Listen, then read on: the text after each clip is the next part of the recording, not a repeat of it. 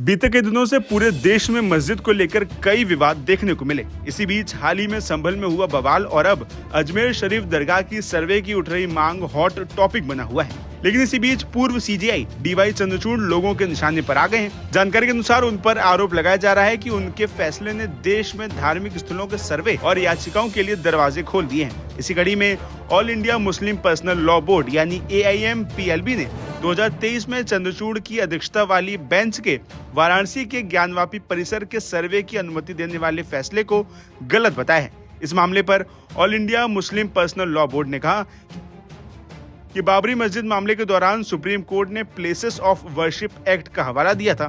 कहा था कि इस कानून के अधिनियम के बाद कोई नया दावा स्वीकार नहीं किया जा सकता है। इस कानून में कहा गया था कि 15 अगस्त 1947 से पहले अस्तित्व में आए किसी भी धर्म के पूजा स्थल को किसी दूसरे धर्म के पूजा स्थल से बदला नहीं जा सकता है। इसके बाद चंद्रचूड़ बेंच के पिछले साल के फैसले का हवाला दिया गया। वहीं इसी के साथ all India Muslim personal law board ने कहा कि जब निचली अदालत ने ज्ञानवापी मस्जिद पर दावे को स्वीकार किया तब मुस्लिम पक्ष ने सुप्रीम कोर्ट का दरवाजा खटखटाया। उनका कहना था कि वर्शिप एक्ट को देखते हुए इस तरह के दावे को स्वीकार नहीं किया जाना चाहिए। हालांकि अदालत ने अपने रुख को नरम करते हुए सर्वे की अनुमति देते हुए कहा कि ये 1991 के कानून का उल्लंघन नहीं करता है। इसके साथ ही all India Muslim personal law board के बयान में कहा गया है कि इसके बाद मथुरा में शाही ईदगाह, लखनऊ में टीले वाली मस्जिद और अब संभल में जामा मस्जिद और अजमेर शरीफ पर भी दावे किए जाने लगे। साथ ही पर्सनल लॉ बोर्ड और विपक्ष का कहना है कि इन सर्वों में सांप्रदायिक तनाव और बढ़ सकता है। वहीं दूसरी ओर विपक्ष ने भी डीवाई चंद्रचूड़ को लगातार उठती इस तरह की मांगों का जिम्मेदार बताया है। वहीं इसी के साथ सपा सांसद जियाउर रहमान बर्क ने कहा कि चंद्रचूड़ का वो फैसला गलत था। इससे ऐसे और सर्वे के रास्ते खुल गए हैं। सुप्रीम कोर्ट को इस पर ध्यान देना चाहिए और देशहित में ऐसी याचिकाओं और सर्वेक्षणों को रोकना चाहिए। वहीं इस मामले पर AIMIM के चीफ असदुद्दीन ओवैसी ने भी बयान दिया है और डीवाई चंद्रचूड़ को घेरा है। बताइए ये प्लेसेस ऑफ वर्शिप एक्ट 91 का क्या होगा? क्या अब डीवाईसी चंद्रचूड़ तो अब तो नहीं है सीजीआई, क्या उनको अब ख्याल आ रहा है कि अगर वो इसको रोक देते? राम मंदिर के जजमेंट में उन्होंने प्लेस ऑफ वर्शिप एक्ट को जजेस ने कहा कि ये बेसिक स्ट्रक्चर का हिस्सा है।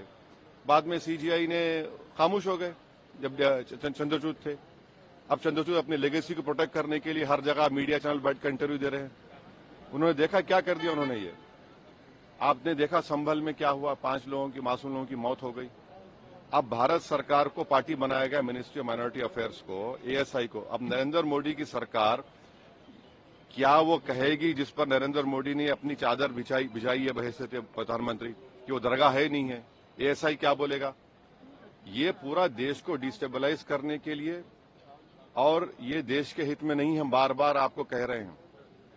ये जो ताकतों का ये जो लोग हैं, इनका डायरेक्टली इनडायरेक्टली ताल्लुक बीजेपी RSS से है। इसे कोई डिनाई नहीं कर सकता। दिल्ली से लॉयर। साथ ही PDP चीफ महबूबा मुफ्ती ने भी लगातार उठती इन मांगों का जिम्मेदार डीवाई चंद्रचूड़ को ही बताया है। उन्होंने कहा कि डीवाई चंद्रचूड़ का ज्ञानवापी मामले में दिया गया फैसला देश को बांटने वाले फैसलों में से एक है।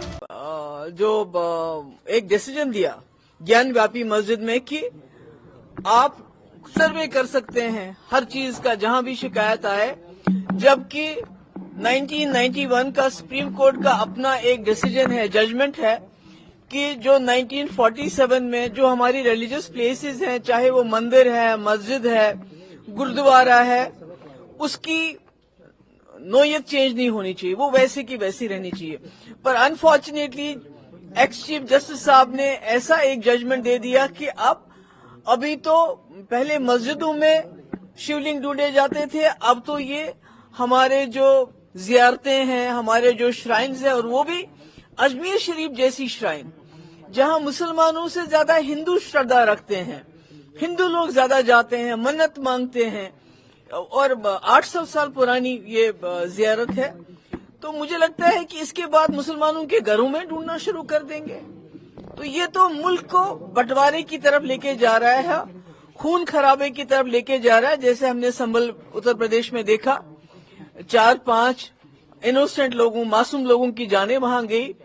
तो अगर यही सिलसिला चलता रहा तो खुदा ना खास्ता हम 1947 जैसे बंटवारे के वक्त में हमारे मुल्क के हालात हुए थे, जिस मुल्क की बुनियाद यहाँ के जो लीडरशिप थी, जवाहरलाल नेहरू, मौलाना अबुल कलाम आजाद और बाकी जो हमारे सरदार पटेल, गांधी जी खासकर, जिन्होंने गांधी जी ने अपनी जान दे के इस मुल्क के सेक्युलर कल्चर की एक बुनियाद रखी, तो वो सारी बुनियादें हिलाई जा रही हैं।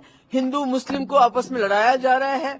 नौकरियां इनके पास देने के लिए नहीं है, अच्छे स्कूल देने के लिए नहीं है, अच्छे अस्पताल में फैसिलिटी देने के लिए, किसानों के लिए को कुछ देने के लिए नहीं है।